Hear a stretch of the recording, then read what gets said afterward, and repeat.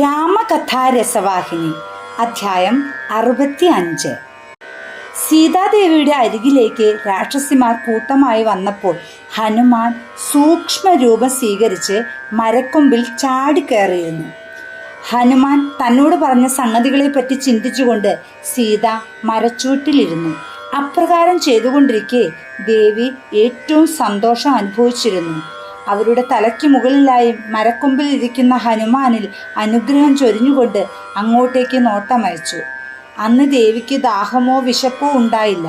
കാവൽക്കാരികൾ കൊണ്ടുവന്ന ഫലങ്ങളും പാനീയങ്ങളും അവർ തൊട്ടതേയില്ല. അവരുടെ ദയനീയ സ്ഥിതി ഹനുമാന്റെ കരുണാപൂർണമായ ഹൃദയത്തെ നൊമ്പരപ്പെടുത്തി. കഷ്ടപ്പാടിൻ്റെ തനിരൂപമാണ് അവരെന്ന് അദ്ദേഹത്തിന് തോന്നി. കാവൽക്കാരികൾ ഉപയോഗിച്ചിരുന്ന കഠിനവും നിശ്ചിതവുമായ വാക്കുകൾ ഹനുമാൻ കേട്ടിരുന്നു. അദ്ദേഹം രോഷം കൊണ്ട് പല്ലു ഞെരിച്ചു. ഇനി എന്താണ് ചെയ്യേണ്ടതെന്ന കൽപ്പന ഹനുമാന് നൽകാൻ സീതയ്ക്ക് മാത്രമേ കഴിയുമായിരുന്നുള്ളൂ. കുറെ സമയത്തിന് ശേഷം വിഭീഷണ പത്നിയായ സരമയും പുത്രി ത്രിജടയും മരത്തിനടുത്തു വന്നു. സീതയുടെ പാദങ്ങളിൽ നമസ്കരിച്ചു. അവർ സീതയുടെ ആരോഗ്യത്തെപ്പറ്റി അന്വേഷിച്ചു. തന്നോട് പ്രത്യേക പ്രതിപത്തിയുള്ളവരായിരുന്നതുകൊണ്ട് സീത ത്രിജടയുടെ സ്വപ്നം സത്യമായി വന്നുവെന്നും അതിൽ കണ്ട പ്രകാരം ഒരു മർക്കടൻ ലങ്കയിൽ പ്രവേശിച്ചിരുന്നുവെന്നും അവരോട് പറഞ്ഞു. അവിടെ സംഭവിച്ചതിൻ്റെ വിവരണം കേട്ടപ്പോൾ സരമയും ത്രിജടയും അങ്ങേയറ്റം ഉത്സാഹത്തള്ളലും ചിത്തോന്മേഷവും ഉള്ളവരായി തീർന്നു. എല്ലാ വസ്തുതകളും അറിയാനുള്ള ഔത്സുക്യത്താൽ അവർ സീതയെ ചോദ്യങ്ങൾ കൊണ്ട് അലട്ടി. സീത വൃക്ഷക്കൊമ്പിലിരിക്കുന്ന കപിയെയും അദ്ദേഹം കൊണ്ടുവന്ന മോതിരവും കാണിച്ചു കൊടുത്തു. ആദരവപൂർവമായ ആരാധനയാൽ അവരിരുവരും മോതിരം കണ്ണിന്മേൽ അമർത്തി. സീതയെ ഏകാകിനിയായി കാണാനുള്ള സൗകര്യത്തിനു വേണ്ടി കാത്തിരിക്കുകയായിരുന്നു ഹനുമാൻ. അദ്ദേഹത്തിന് അത് ക്ഷണം ലഭിച്ചു. ഹനുമാൻ നിലത്തേക്ക് ചാടി സീതയുടെ സമീപം ചെന്ന് ഇങ്ങനെ മന്ത്രിച്ചു: അമ്മേ, ഉത്കണ്ഠയും ദുഃഖവും വേണ്ട. എൻ്റെ ചുമലിലിരിക്കൂ. ഒരു നിമിഷത്തിനുള്ളിൽ ഞാൻ അങ്ങയെ രാമലക്ഷ്മണന്മാരുടെ സന്നിധിയിൽ എത്തിക്കാം. ഈ പദ്ധതി സ്വീകരിപ്പാനായി ഹനുമാൻ പല വഴിക്കും വാദിച്ചു നോക്കി. സീത പറഞ്ഞു: ഹനുമാൻ, നീ ഇങ്ങനെ പറഞ്ഞാൽ എനിക്ക് തീർച്ചയായും സന്തോഷമുണ്ട്. ഞാൻ വിരഹവേദനയിൽ മുഴുകി വിഷമിക്കുകയാണ്. കൊടുങ്കാറ്റടിക്കുന്ന കടലിലെ തോണിയെ പോലെ നിന്റെ മധുരോക്തികൾ എനിക്ക് ആശ്വാസം തരുന്നു. ഞാൻ എൻ്റെ ആത്മനാഥനെ അല്ലാതെ മറ്റാരെയും സ്പർശിക്കുകയില്ലെന്ന് നീ അറിയുകയില്ലേ? എനിക്കെങ്ങനെ നിന്റെ പുറത്തിരിക്കാൻ കഴിയും? ചിന്തിക്കൂ. അനാര്യമായ ഒരു നടപടി അഭിപ്രായപ്പെട്ടതിന് ഹനുമാന്റെ അഭിമാനത്തെയും സങ്കുചിത മനസ്കതയെയും മുറിപ്പെടുത്തുകയും അദ്ദേഹത്തിൻ്റെ ഹൃദയത്തിൽ പ്രഹരമേൽപ്പിക്കുകയും ചെയ്ത ഒരു നിശ്ചിതമായ തിരിച്ചടിയായിരുന്നു സീതയുടെ വാക്കുകൾ. എന്നാൽ ഹനുമാൻ അതിൽ നിന്നും വേഗം വിമുക്തനായി. എന്നിട്ട് പറഞ്ഞു: അമ്മേ, ഞാൻ അവിടുത്തെ പുത്രനല്ലയോ? മകൻ അമ്മയെ പുറത്തു കയറ്റിക്കൊണ്ട് പോകുന്നതിൽ എന്താണ് തെറ്റ്? അതിൽ നിന്നും എന്ത് ദുഷ്ഫലമുണ്ടാകും? പല വാദമുഖങ്ങളും വസ്തുതകളും ഉന്നയിച്ചുകൊണ്ട് തൻ്റെ ആശയം വ്യക്തമാക്കി. സീത പറഞ്ഞു: ഹനുമാൻ, എനിക്കും നിനക്കും മാതാവെന്നും പുത്രൻ എന്നുമുള്ള വികാരങ്ങൾ യഥാർത്ഥമാണ്. പക്ഷേ അതിനെപ്പറ്റി ലോകം എന്തു ചിന്തിക്കുമെന്ന് ആലോചിച്ചു നോക്കൂ. ആ ഭാവവും കൂടി നമുക്ക് ചിന്താവിഷയമാക്കേണ്ടതാണ്, അല്ലേ? അന്യന്മാരുടെ ജീവിതങ്ങൾ മാതൃക എന്ന നിലയിൽ നാം ജീവിക്കണം. നമ്മുടെ പ്രവൃത്തികളെ കൊണ്ട് നാം നമ്മളിൽ പരിഹാസവും നിന്ദയും കുറ്റാരോപണവും വരുത്തി വയ്ക്കരുത്. ഒരാളും നമ്മുടെ നേരെ അവജ്ഞയുടെ വിരൽ ചൂണ്ടരുത്. സർവോപരി നമ്മുടെ പ്രവർത്തനത്തിൻ്റെ ഫലമായി നമുക്ക് ആത്മസംതൃപ്തി വേണം. ആ സംതൃപ്തി ലഭിക്കാൻ കഴിയുന്നില്ലെങ്കിൽ ഞാൻ അത്തരം പ്രവർത്തനങ്ങൾക്ക് മുതിരുകയില്ല. എൻ്റെ ജീവൻ പോകുന്നുവെങ്കിൽ തന്നെ അന്യന്മാരുടെ സഹായം എനിക്ക് ആവശ്യമില്ല. ഞാൻ അതിനെ ഉപേക്ഷിക്കുകയുമില്ല. ഇതിനു പുറമെ എൻ്റെ രാമന് എന്നെ ദണ്ഡിപ്പിക്കുന്ന ഈ ദുഷ്ടരാക്ഷസനെ നശിപ്പിക്കേണ്ടതുണ്ട്. ആ ഉത്തരവാദിത്തം നിർവഹിക്കുന്ന ആൾ രാമൻ മാത്രമാണ്. മറ്റാർക്കും തന്നെ അതിന് സാധ്യമല്ല. രാമൻ സ്വയം ഈ ലങ്കയിൽ വരണം. രാവണനെ വധിക്കണം. ഈ സീതയെ കൈപിടിച്ച് തിരികെ കൊണ്ടുപോകണം. അത് അവിടുന്ന് യഥാർത്ഥ വീരനാണെന്നുള്ളതിൻ്റെ ലക്ഷണമാണ്.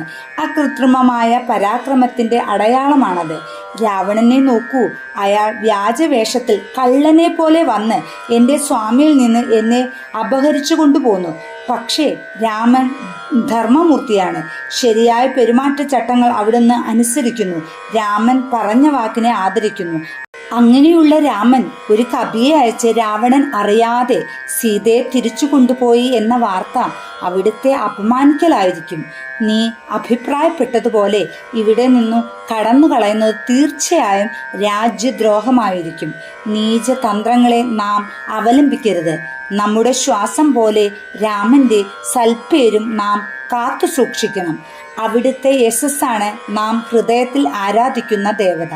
ചിത്തം, വാക്ക്, പ്രവൃത്തി ഇവ കൊണ്ട് ക്ഷയിപ്പിക്കാതെ നമുക്കതിനെ നിലനിർത്തേണ്ടതുണ്ട്.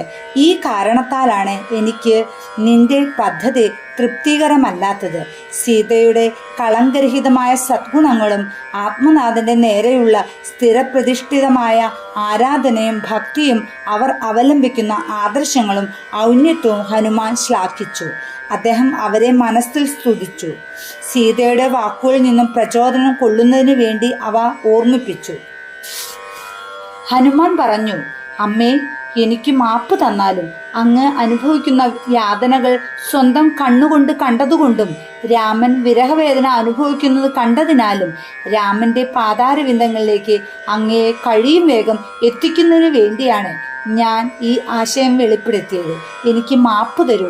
ആഞ്ജനേയൻ അത്യധികം പശ്ചാത്താപത്താൽ പലവട്ടം സീതയുടെ പാദങ്ങളിൽ നമസ്കരിച്ചു.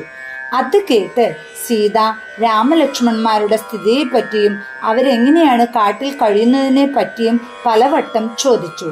എന്തിനാണ് പുരുഷന്മാരെ പറ്റി അസ്വസ്ഥതപ്പെടുന്നത്? അവർക്ക് ഏത് ഭാരവും ഏത് കഠിനാധ്വാനവും സഹിക്കാൻ കഴിയും. അവർക്ക് സ്ത്രീകളിൽ നിന്നുള്ള വിരഹവും മനക്കരുത്തോടു കൂടി സഹിക്കാനാവും. സ്ത്രീകളാണ് ഏറ്റവും അധികം കഷ്ടം അനുഭവിക്കുന്നത്. കാരണം സ്വന്തം ഭർത്താക്കന്മാരിൽ നിന്നും വിട്ടു താമസിക്കുക എന്നത് സ്ത്രീകൾക്ക് ഭീകരമാണ്. ഹനുമാൻ പറഞ്ഞു, മാതാവേ, രാമലക്ഷ്മണ സുഖമായിരിക്കുന്നു. പക്ഷേ അവരെ സാധാരണ മനുഷ്യരോട് ഉപമിക്കാൻ പാടില്ല. അത് ശരിയല്ല. ഓരോ നിമിഷവും രാമൻ ദേവിയെ പറ്റിയും ദേവിയിൽ നിന്നുള്ള വിരഹത്തെ പറ്റിയും ചിന്തിക്കുകയാണ്. അദ്ദേഹം വിശപ്പ്, ദാഹം എന്നിവയെ പറ്റി ഒന്നും ശ്രദ്ധിക്കുന്നില്ല. പ്രേമപൂർവം ലക്ഷ്മണൻ നിർബന്ധിച്ചാലല്ലാതെ രാമൻ ആഹാരപാനീയങ്ങൾ സ്വീകരിക്കാറില്ല. കഴിച്ചാൽ തന്നെ കുറച്ച് ഫലങ്ങളും വളരെ ലഘുവായ നിലയിൽ പാനീയവും. പരപ്രേരണയില്ലാതെ സ്വന്തമായ ഒരു ഇറക്ക് വെള്ളം രാമൻ കുടിച്ച ഒരൊറ്റ സന്ദർഭവും ഞാൻ ഓർക്കുന്നില്ല. അവർ അങ്ങയെ മറന്നിരിക്കുന്നുവെന്നോ അങ്ങയെ അവഗണിക്കുന്നുവെന്നോ ഉള്ള ധാരണ ഒരിക്കലും ഉണ്ടാകരുതേ. കൺപോളകൾ കൃഷ്ണമണിയെ കാക്കുന്നത് പോലെ ലക്ഷ്മണൻ രാമനെ കാത്തു സൂക്ഷിച്ചുകൊണ്ട് ദിവസവും കഴിയുകയാണ്. അദ്ദേഹം രാമന്റെ ശ്വാസത്തിന്റെ ശ്വാസമാണ്. അങ്ങയുടെ വിരഹത്തിനുള്ള വേദനയും ജ്യേഷ്ഠന്റെ കഠിന ദുഃഖം കണ്ടിട്ടുള്ള വേദനയും അദ്ദേഹത്തെ അധീനപ്പെടുത്തിയിരിക്കുകയാണ്. രാമനെ പറ്റിയുള്ള താല്പര്യമല്ലാതെ മറ്റ് യാതൊരു വികാരവും ഏശാത്ത ഒരു പാറയായി തീർന്നിരിക്കുന്നു ലക്ഷ്മണൻ. ഒരിക്കലും കുറഞ്ഞു പോകാത്തതും നിറഞ്ഞു നിൽക്കുന്നതുമായ ധീരതയുടെയും പരിരക്ഷണത്തിൻ്റെയും ഉറവിടമാണ് അദ്ദേഹം. ഈ 10 മാസവും അദ്ദേഹം ഉറങ്ങിയിട്ടില്ല, ഭക്ഷണം കഴിച്ചിട്ടുമില്ല. ഹനുമാൻ ആ 2 സഹോദരന്മാരുടെ ദയനീയ സ്ഥിതി വിവരിക്കുമ്പോൾ രാമന് തന്നോടുള്ള പ്രേമത്തിൻ്റെയും പ്രതിപത്തിയുടെയും നേരെ താൻ അത്ഭുതപ്പെടുകയാണോ എന്ന നിലയിൽ ദേവി അഭിനയിച്ചു. വീണ്ടും വീണ്ടും അവർ പറഞ്ഞു, അതെ, നീയും പുരുഷന്മാരുടെ കഷ്ടപ്പാടുകളെപ്പറ്റി മാത്രമേ വിവരിക്കുന്നുള്ളൂ. സ്ത്രീകളുടെ വ്യസനങ്ങളെപ്പറ്റി നിങ്ങൾക്ക് എന്തറിയാം? ആ സങ്കടങ്ങൾ നിങ്ങൾക്ക് എങ്ങനെ അളക്കാൻ കഴിയും? ഹനുമാൻ പറഞ്ഞത് മുഴുവൻ വിശ്വസിക്കുന്നില്ലെന്ന് സീത അഭിനയിച്ചു. സീത ഹനുമാനെ സൂക്ഷിച്ചു നോക്കി. അദ്ദേഹത്തിൻ്റെ ജ്ഞാനത്തെയും ശക്തിയെയും വിലയിരുത്തി. രാമനും ഹനുമാനും കണ്ടുമുട്ടിയതും സ്നേഹത്തിലും ഭക്തിയിലും ബന്ധപ്പെടാൻ ഇടയായതുമായ കഥ അവർ അനുസ്മരിച്ചു. അതിൽ നിന്നും ധാരാളം ആനന്ദവും സംതൃപ്തിയും അനുഭവിക്കുകയും ചെയ്തു. ഒടുവിൽ ഹനുമാനിലും അദ്ദേഹത്തിൻ്റെ ലക്ഷ്യത്തിലും അവർക്ക് ദൃഢമായ വിശ്വാസമുണ്ടായി. വീണ്ടും വീണ്ടും ഹനുമാൻ അഭ്യർത്ഥിച്ചു, മാതാവേ, എന്തിനീ വേർപാടിൻ്റെ ദുഃഖം? എന്തിന് ദിവസങ്ങളും മാസങ്ങളും കഠിന ദുഃഖത്തിലും വേദനയും ചെലവഴിക്കുന്നു? ദേവി ചെയ്ത് എൻ്റെ ചുമലിലേറൂ. ഞാനൊരു നിമിഷം കൊണ്ട് ദേവിയെ രാമസന്നിധിയിൽ എത്തിക്കാം. ധാർമ്മികവും ആധ്യാത്മികവും നിയമപരമായും ലൗകികമായ ഉള്ള വാദങ്ങളൊന്നും വിലവെക്കാതെ സ്വന്തം വാദമുഖം നേടാനുള്ള ഹനുമാന്റെ ഉത്കണ്ഠ സീത മനസ്സിലാക്കി. ഇക്കാര്യത്തെ പറ്റി സംബന്ധിച്ച സംഭാഷണം തുറന്നു പോകുന്ന നിർത്താൻ സീത തീരുമാനിച്ചു. സീത ചോദിച്ചു, ഹനുമാൻ, രാമകൽപ്പന ചോദ്യം ചെയ്യാതെ അനുസരിക്കുന്ന ആളാണോ നീ? അതെ, രാമന്റെ കൽപ്പനയ്ക്കെതിരാവുകയോ അല്ലെങ്കിൽ അവിടുത്തെ കൽപ്പനകൾ അനുസരിക്കാതിരിക്കുകയോ ചെയ്യുന്നതിനേക്കാൾ ഞാൻ എൻ്റെ ജീവൻ ഉപേക്ഷിക്കുകയാണ് നല്ലത്. തൻ്റെ പ്രഖ്യാപനത്തിന് ദാർഢ്യം വരുത്താൻ ഹനുമാൻ മുഷ്ടി കൊണ്ടു നെഞ്ചത്തിടിച്ചു. ശരി, എങ്കിൽ ചിന്തിക്കൂ. എന്നെപ്പറ്റി അന്വേഷിച്ച് എന്നെ കണ്ടുപിടിച്ച് ഈ വിവരമെല്ലാം എത്തിക്കാനോ രാമൻ നിന്നോട് ആജ്ഞാപിച്ചത്, അതോ എന്നെ കണ്ടു കിട്ടിയാൽ കൂട്ടിക്കൊണ്ടു ചെല്ലാനോ? ഈ ചോദ്യം ഹനുമാനെ മൂകനാക്കി. അദ്ദേഹത്തിന് തൻ്റെ അഭ്യർത്ഥന തുടരാൻ കഴിഞ്ഞില്ല. അമ്മേ, എനിക്ക് മാപ്പ് തരൂ. എൻ്റെ അഭിപ്രായത്തിൻ്റെ അനന്തരഫലങ്ങളെ സംബന്ധിച്ച് ഞാൻ അഗാധമായി ചിന്തിച്ചില്ല. ഞാൻ വീണ്ടും മാപ്പിനപേക്ഷിക്കുന്നു. അതിനുശേഷം ആ വിഷയത്തെപ്പറ്റി ആഞ്ജനേയൻ പിന്നെ സംസാരിച്ചതേയില്ല. ഇതിൻ്റെ തുടർച്ച 66-ാം അധ്യായത്തിൽ. ജയ് ശ്രീറാം.